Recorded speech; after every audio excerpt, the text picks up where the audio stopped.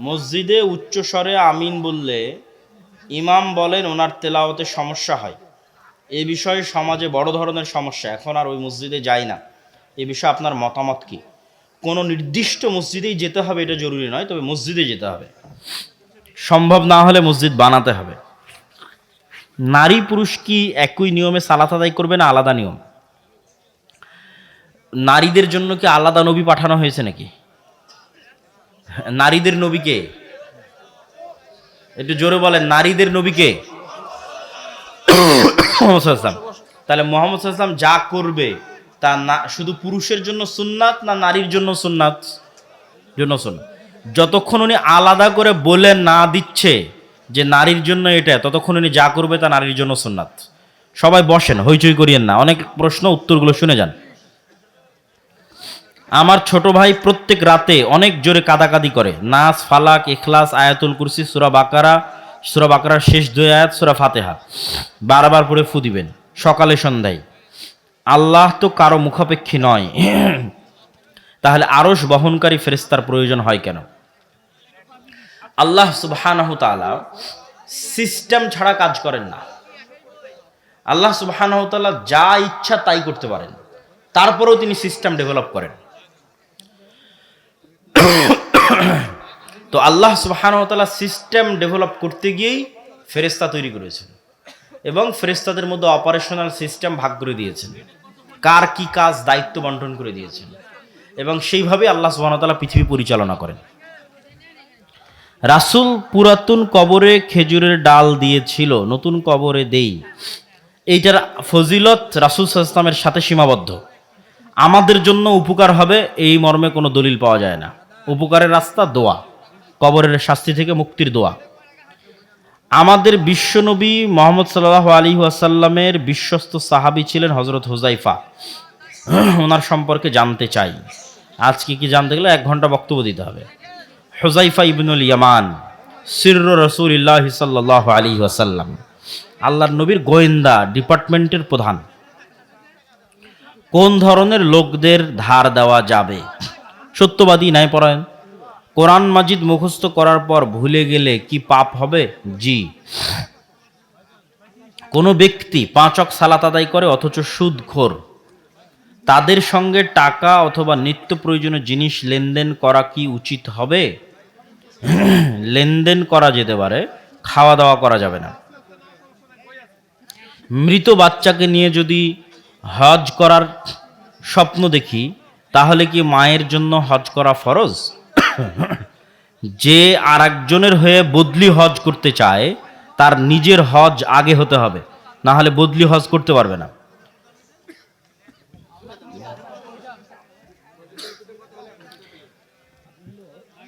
বাচ্চা দত্তক নেওয়া, বিয়ের রাতে বর বউ মিলে যে সালাত পড়তে হয়, পরে কোন সময় পড়বে কিনা? পড়তে পারে, কোনো সমস্যা নেই। আপনার কাছে আমার একটা প্রশ্ন ছিল, কিন্তু সময় সংক্ষেপ, তবুও প্রশ্ন না করলেই নয়। আমাদের এলাকায়, বিশেষ করে আমাদের এই মহল্লা সহ আশেপাশের কয়েকটি গ্রামে সম্পত্তির সঠিক বন্টন হয় না। যেমন বাবা 2টি সন্তান বা 3টি সন্তানকে সম্পত্তি সঠিকভাবে ভাগ করে দেয় না। বাবার মৃত্যুর পর কন্যা সন্তান অথবা বোন ভাইয়ের কাছে সম্পত্তির সঠিক ভাগ পায় না। এক্ষেত্রে ইসলাম ধর্ম অনুযায়ী ইসলাম কি বলে?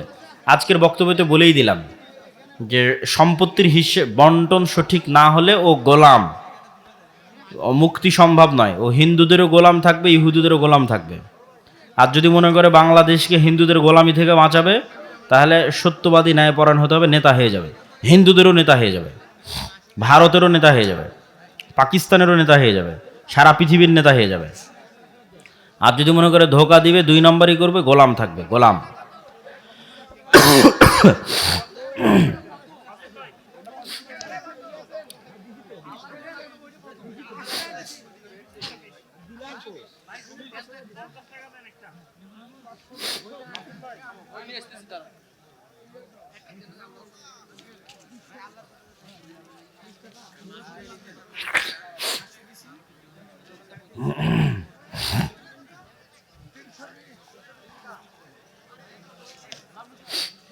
একজন হিন্দু মহিলার সন্তানের কথা বলা হয়েছে। সন্তান যদি মুসলমান হয়, সে তার পিতার সম্পত্তিতে ওয়ারিস পাবে। আর সন্তান যদি হিন্দুই থেকে যায় ওয়ারিস হবে না। পিতার মৃত্যু হয়েছে, ছেলে মেয়ে দুইটির সঙ্গে বিয়ে হয়েছে, মেয়েটি কি বাবার সব সম্পত্তি অংশ পাবে? ছেলে ও মেয়ে দুইটি সন্তান, মেয়েটির বিয়ে হয়েছে, মেয়েটি কি বাবার সব সম্পত্তিতে অংশ পাবে? হ্যাঁ, সব সম্পত্তিতে অংশ পাবে, বাবার স্থাবর অস্থাবর সকল সম্পত্তিতে অংশ পাবে। মেয়েরা কি বাবার বসত বাড়িতে অংশ পায়? অবশ্যই। হুজুর আমি নিয়মিত কোন কোরআন কোন হাদিসে লেখা আছে মেয়েরা বসত বাড়ির অংশ পাবে না? হুজুর আমি নিয়মিত 5 ওয়াক্ত সালাত আদায় করতে পারি না, খুব চেষ্টা করি, আমার জন্য আমার পরিবারের জন্য দোয়া করবেন। 5 ওয়াক্ত সালাত এত জরুরি, 5 ওয়াক্ত সালাত এত জরুরি, এত জরুরি, শায়েখ আব্দুর রাজ্জাক বিন ইউসুফের ভাষায় পৃথিবীতে এর চেয়ে জরুরি কোনো কাজ নাই। পৃথিবীতে 5 ওয়াক্ত সালাতের চেয়ে জরুরি কোনো কাজ নাই। উসমান হাদির মতো যুবক তৈরি করতে হলে কি কি পথ অবলম্বন করতে হবে? আজকে যা যা বলেছি। খালি চিল্লালাম যে উসমান হাদি হব, পড়া নাই শোনা নাই, কি করে উসমান হাদি হবে? জ্ঞান অর্জন করতে হবে। ও যেই লেভেলের যুক্তি দিয়ে কথা বলতো, ওই লেভেলের ব্যাকগ্রাউন্ডের জ্ঞান না থাকলে ওই লেভেলের যুক্তি আপনি কোত্থেকে দিবেন? তাহলে জ্ঞান, সত্যবাদিতা ন্যায়পরায়ণতা থাকলে আপনি জ্ঞানকে বিক্রি করে দিবেন টাকার কাছে। কত বুদ্ধিজীবী আছে টাকার কাছে বিক্রি হয়ে গেছে, দলের কাছে বিক্রি হয়ে গেছে, কত বুদ্ধিজীবী নেবেন? তাহলে সত্যবাদিতা ন্যায়পরায়ণতা লাগবে। আর এই যে আপনাকে মানুষ দাবিয়ে রাখার চেষ্টা করবে, এই দাবিয়ে থাকা থেকে বাঁচতে আল্লাহর সাহায্য লাগবে। এই আল্লাহর সাহায্য না পেলে আপনি ওইটা থেকে বাঁচতে পারবেন না। এই জন্য 5 ওয়াক্ত সালাত লাগবে, রাতের সালাত লাগবে, সকাল সন্ধ্যার জিকির লাগবে। এই জন্য ঈমান বিল গায়বে ইয়াকিন লাগবে, যাতে আপনার সাথে ফেরেশতা থাকে, আল্লাহর সাহায্য থাকে।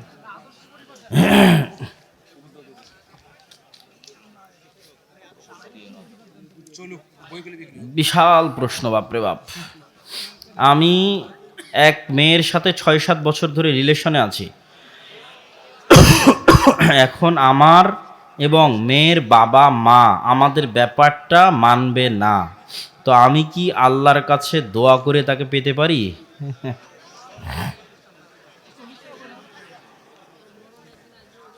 আল্লাহ সুবহানাহু তাআলা ভালো জানে তোমার চাইতে যে কোথায় তোমার কল্যাণ আছে আর কোথায় তোমার অকল্যাণ আছে। মানুষ যখন নিজেই দাবি করে নেয় যে আমার এটাতেই কল্যাণ আছে, এটাই সবচেয়ে বড় ভুল। আল্লাহর কাছে দোয়া করতে হবে, আল্লাহ আমার যেটাতে কল্যাণ আছে তুমি আমাকে সেই রাস্তা দেখাও। যদি তার মধ্যে আমার অকল্যাণ থাকে, আমার মন থেকে তাকে বের করে নাও এবং তার থেকে দূরে থাকা এবং এই হারাম সম্পর্ককে বিচ্ছিন্ন করা আমার জন্য সহজ করে দাও। আর যদি তার সাথে আমার কল্যাণ থাকে, তাহলে আমার বিবাহকে দ্রুততর এবং সহজ করে দাও। সেক্ষেত্রে দেরি না করে, কেন হারাম সম্পর্কের মধ্যে থাকলে আল্লাহর কাছে দোয়া কবুলই হয় না। তো সম্পর্ক ছিন্ন করে পিতামাতাকে জানিয়ে আল্লাহ সুবহানাহু ওয়া তাআলার কাছে দোয়া করতে পারে কল্যাণের শর্তে। কেন কল্যাণ কেউ জানে না, কল্যাণ একমাত্র আল্লাহ জানে।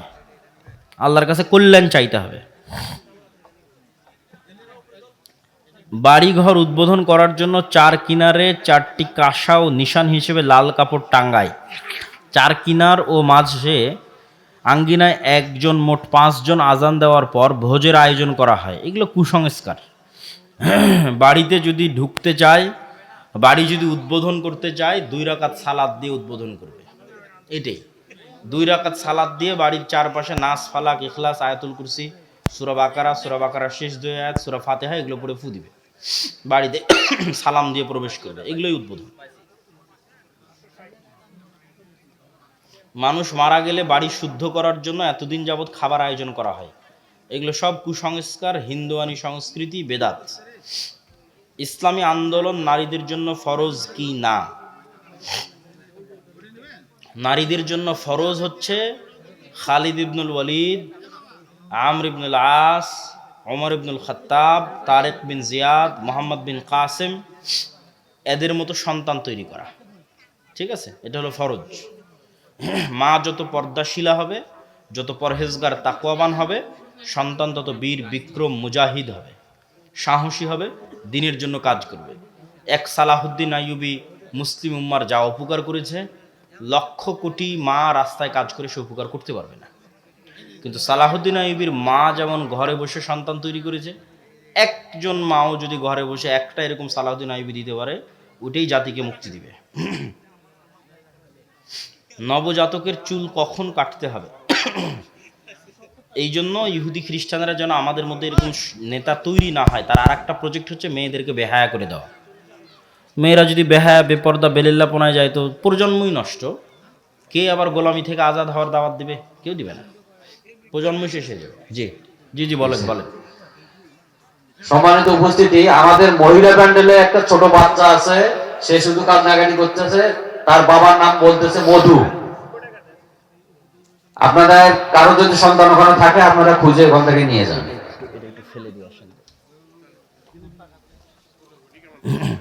আমি 5 ওয়াক্ত নামাজ পড়ি, বাবার বাড়ি গিয়ে যে ভাইয়ের ঘরে খাবো সে তো অবৈধ ব্যবসা করে, তার ঘরে খাওয়া জায়েজ হবে? পুরোই যদি অবৈধ হয় খাওয়া যাবে না, ওখানে চা দেন। স্ত্রী পরহেজগার, স্বামী সালাত আদায় করে না, সেক্ষেত্রে স্ত্রীর করণীয় কি? একদমই যদি আদায় না করে, চেষ্টা করে দাওয়াত দিয়ে বুঝিয়েও যদি সম্ভব না হয়, তাহলে বিচ্ছিন্ন হয়ে যেতে হবে। টোটাল বেনামাজির সাথে থাকা যাবে না। অলসতা করে, পড়তে চায়, ছেড়ে দেয়, তাহলে লেগে থাকতে হবে, তাকে কন্টিনিউ দাওয়াত দিয়ে নাসিহা করে লেগে থাকতে হবে। আমি মোবাইল ব্যবহার করি না, মোবাইলই আমাকে ব্যবহার করে, এ বিষয়ে একটু বলবেন। এটা শুধু তোমার নয়, সারা পৃথিবীর বহু মানুষের ব্রেনকে কন্ট্রোল করতেছে মোবাইল, তাদের মনস্তত্ত্বকে কন্ট্রোল করতেছে ফেসবুকের রিলস, ফেসবুকের নিউজ ফিড, টিকটকের রিলস মানুষের মনকে কন্ট্রোল করতেছে, ব্রেনকে কন্ট্রোল করতেছে। ভয়ঙ্কর ব্যাপার, এবং ভবিষ্যতে এটা আরও বাড়বে। তাহলে আমি যেন এরকম নির্দিষ্ট কোনো কিছুর গোলাম বা নির্দিষ্ট কোনো কিছুর দাস বা মেধা এবং মনকে তার কাছে বিক্রি করে দেওয়া, বায়াসড না হই, এই জন্য মোবাইলের দাসত্ব থেকে মুক্তি হওয়া খুব জরুরি। তো মোবাইলের দাসত্ব থেকে মুক্তি পেতে চাইলে ছোট্ট 2টা টিপস অবলম্বন করতে পারো যুবকেরা তোমরা। 2টা ছোট্ট টিপস। একটা কি, ঘুমাতে যাওয়ার আগে মোবাইল চালাবো না, ঘুম থেকে উঠে মোবাইল চালাবো না, শেষ। শুধু এই একটা ওয়াদার ওপর অটল থাকো যে আমি ঘুমাতে যাওয়ার আগে মোবাইল চালাবো না, মোবাইল বন্ধ করে দূরে রেখে দিয়ে ঘুমাতে যাব। আগে আমরা ঘুমাইনি, যখন মোবাইল ছিল না মানুষ ঘুমায়নি, ঘুমাইছে। আর ঘুম থেকে উঠেই প্রথমে মোবাইল হাতে নিব না, বালিশের নিচে মোবাইল রেখে ঘুমানো, চালাতে চালাতে রাত 2টা-3টা পর্যন্ত বেজে গেলে তারপরে ঘুমানো। এই খালি 2টো অভ্যাস চেঞ্জ করো, যে আর কিছু না, সারাদিনই ফোন চালাবো, সমস্যা নেই। নিজের মনকে এভাবেই বুঝ দাও যে ঠিক আছে আমি সারাদিন ফোন চালাবো, কিন্তু ঘুমানোর আগে নয়, ঘুম থেকে উঠে নয়। এই 2 টাইমে যদি মোবাইলকে ডিটক্স করতে পারো, মোবাইল থেকে নিজেকে ডিটক্স করতে পারো এই 2 সময়ে, তাহলে তোমার সকালটা শুরু হবে স্বাধীন অবস্থায়। সকালে তুমি ঠান্ডা মাথায় চিন্তা করতে পারবা যে আমার আজকে জরুরি গুরুত্বপূর্ণ কাজ কি। ফার্স্টই মোবাইল হাতে নিয়ে নিলে তার চিন্তার সুযোগ নাই, গোলাম হয়ে গেল, ফার্স্টই গোলাম হয়ে গেল। এই 2টা পদ্ধতি অবলম্বন করলে কিছুটা হলেও কমবে। আমি একটা মেয়েকে অনেক ভালোবাসি এবং সে আমাকে অনেক ভালোবাসে। মেয়ের নাম সহ লিখেছো কেন তুমি? পাগল নাকি এই ছেলে যে প্রশ্ন করেছে? তার মেয়ের নাম সহ ঠিকানা সহ দিয়েছে, তার বাবা মারা গেছে।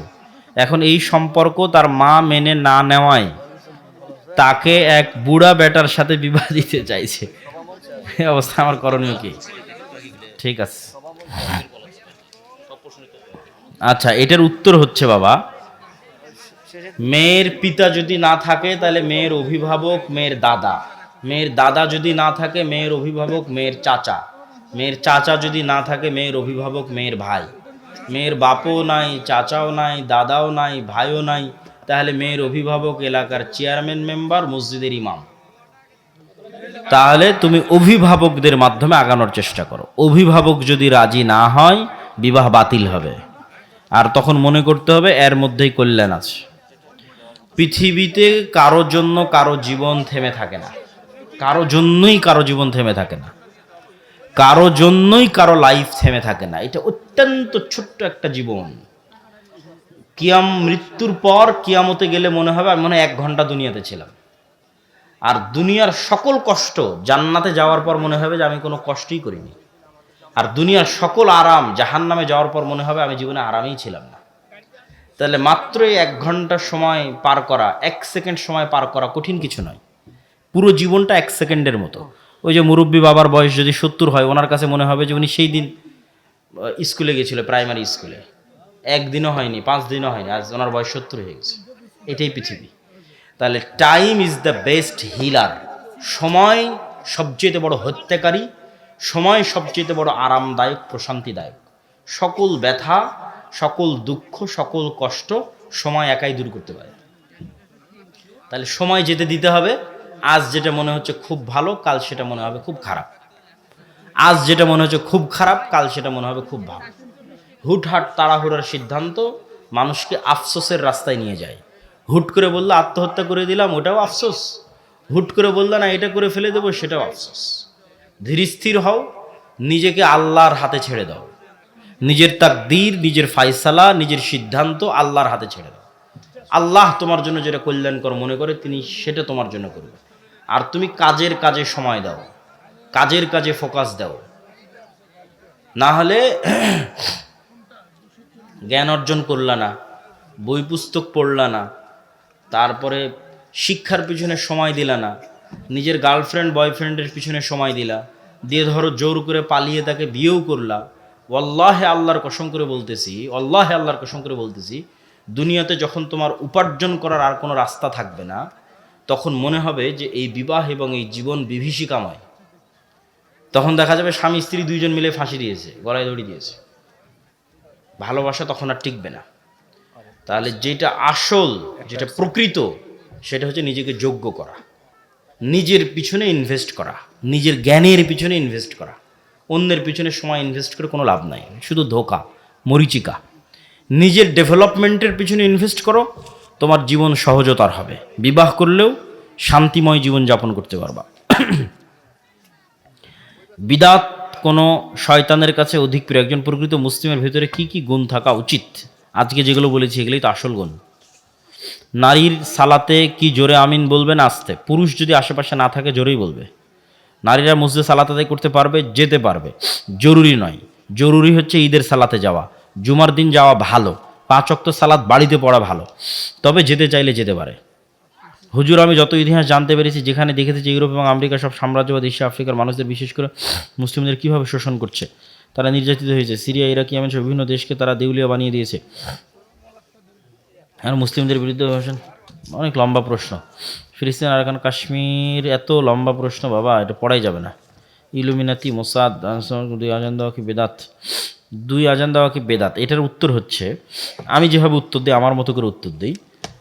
রাসূল সাল্লাল্লাহু আলাইহি ওয়াসাল্লাম জুমার দিন 2 আজান দেননি, এই মর্মে যারা 2 আজান দেয় তারাও একমত। আবারও বুঝো, রাসূল সাল্লাল্লাহু আলাইহি সাল্লাম জুমার দিন 2 আজান দেননি, এই মর্মে যারা 2 আজান দেয় তারাও একমত। তাহলে তারা 2 আজান দেয় কেন? উসমান রাদিয়াল্লাহু তাআলা আনহুর সুন্নাত হিসেবে। এখন তোমার সিদ্ধান্ত, তুমি কি করবা।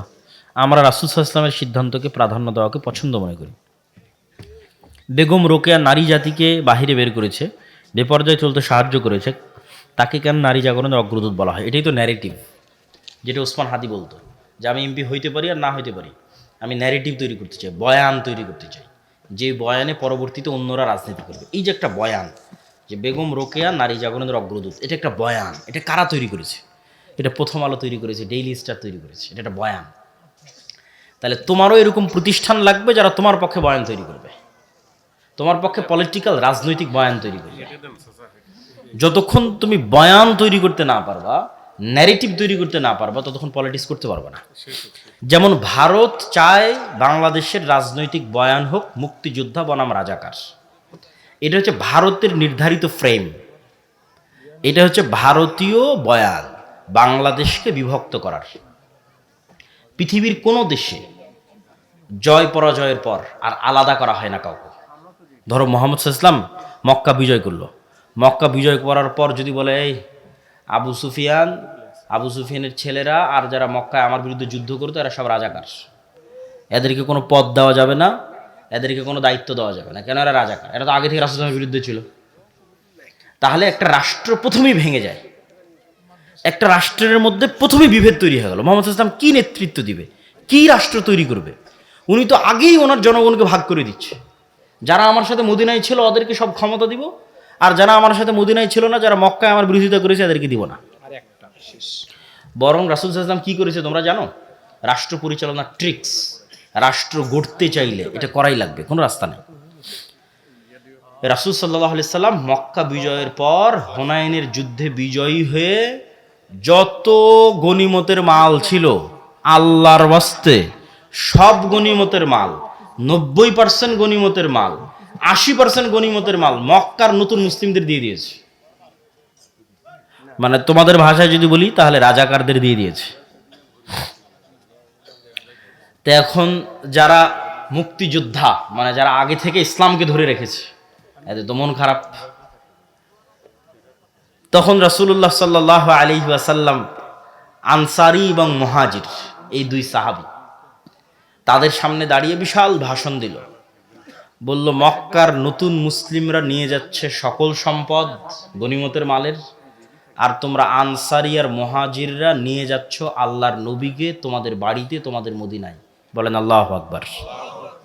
তখন ওই মদিনায় যে মুহাজির এবং আনসার সাহাবীরা ছিল ওদের চোখ দিয়ে পানি পড়তেছে। এটা কিন্তু এই কথাটার ভার বুঝতে হলে আপনাকে বুঝতে হবে আল্লাহর নবীর বাড়ি মক্কা, আল্লাহর নবীর শৈশব মক্কা, আল্লাহর নবীর কৈশোর মক্কা, আল্লাহর নবীর যৌবন মক্কা, আল্লাহর নবীর বংশ মক্কা, আল্লাহর নবীর স্মৃতি মক্কা।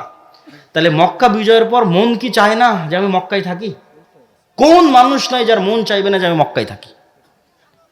তো রাসূল সাল্লাল্লাহু আলাইহি ওয়াসাল্লাম বলছে, মক্কার মানুষরা নিয়ে গেল টাকা পয়সা, আর মদিনার মানুষ তোমরা নিয়ে গেল মুহাম্মদ সাল্লাল্লাহু আলাইহি ওয়াসাল্লামকে। বলেন আল্লাহু আকবার। তাহলে রাষ্ট্রকে বিভেদ করতে হয় না। ভারত চায় এই রাষ্ট্রটা বিভক্ত থাকুক। তাহলে আজ 50 বছর পার হয়ে গেছে, এই ফ্রেমে তোমরা রাজনীতি করো যে তুই মুক্তিযোদ্ধা, তুই রাজাকার, তুই মুক্তিযোদ্ধা, তুই রাজাকার। এই ফ্রেমে যতদিন রাজনীতি চলবে এই দেশ বিভক্ত থাকবে, দেশ উঠতে পারবে না, দাঁড়াতে পারবে না।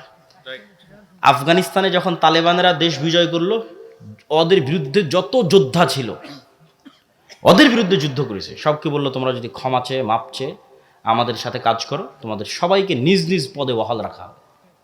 কে ব্যাংকের গভর্নর ছিল সে ব্যাংকের গভর্নর থাকবা, কে আর্মির জেনারেল ছিল সে আর্মির জেনারেল থাকবা, সবকে ক্ষমা। শুধু আমাদেরকে ক্ষমা চাইতে হবে এবং আমাদের নেতৃত্ব মানতে হবে। তাহলে দেশ একদিনে এক হয়ে গেল। দেশ এক হয়ে গেল মানে এই দেশ এখন উন্নত হবে।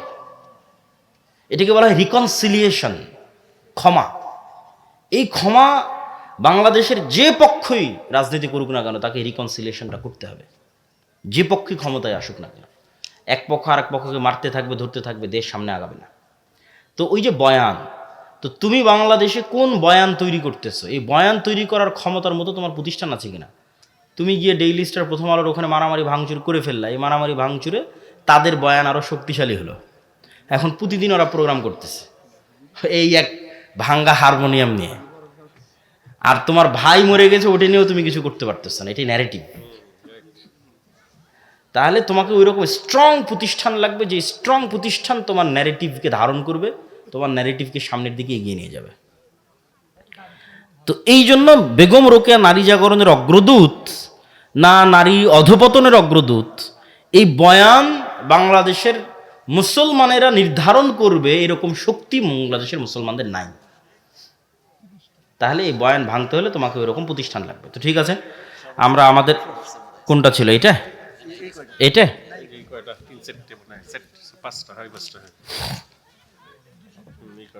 পূর্বে পাপ হয়েছে, জাহান্নামে যেতে চাই না, ক্ষমা, তওবা, ইস্তেগফার।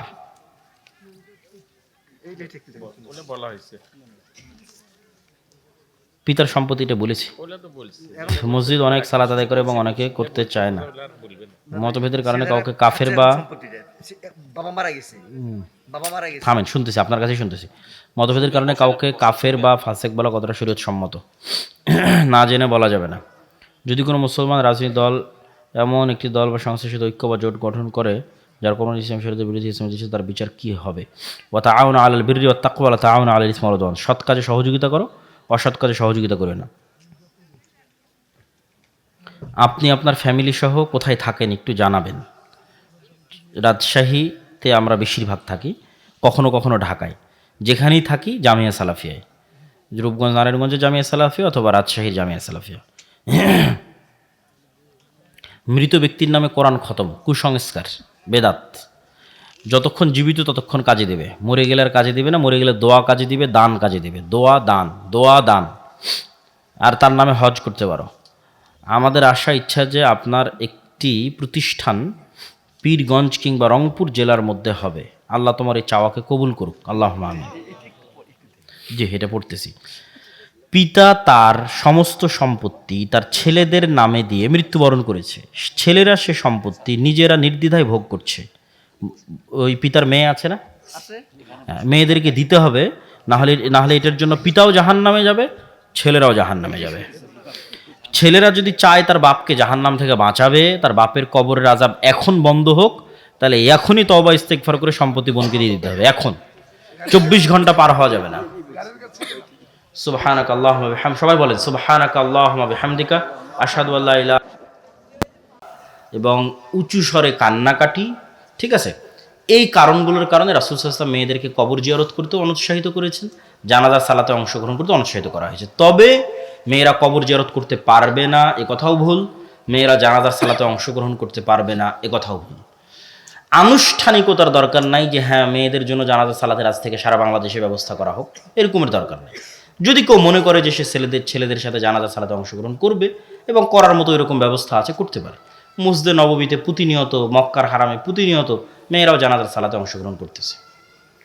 কিন্তু এটা জরুরি হতেই হবে এরকম নয়, কেননা বরং অনুৎসাহিত, নিরুৎসাহিত করা হয়, তবে হলে সমস্যা নেই। সুবহানাকাল্লাহুম্মা ওয়া বিহামদিকা আশহাদু আল্লা। আমরা গায়েব জানি না, কিন্তু আল্লাহর কাছে দোয়া করতে পারি যেন আল্লাহ সুবহানাহু ওয়া তাআলা তাকে শহীদ হিসেবে কবুল করে, আল্লাহুম্মা আমিন। কেন? অন্যায়ভাবে যে কাউকে হত্যা করা হয় তাকে শহীদের মর্যাদা দেওয়া হয়। তো এখন আসলেই সে শহীদের মর্যাদা পাচ্ছে কিনা এটা তো গায়েব, এটা তো একমাত্র আল্লাহ জানে, একমাত্র ফেরেশতারা জানে, আমরা জানি না। এই জন্য আমরা দোয়া করব যে আল্লাহ সুবহানাহু ওয়া তাআলা যেন তাকে শহীদের মর্যাদা দেয়। হ্যাঁ, আশা করা যায়।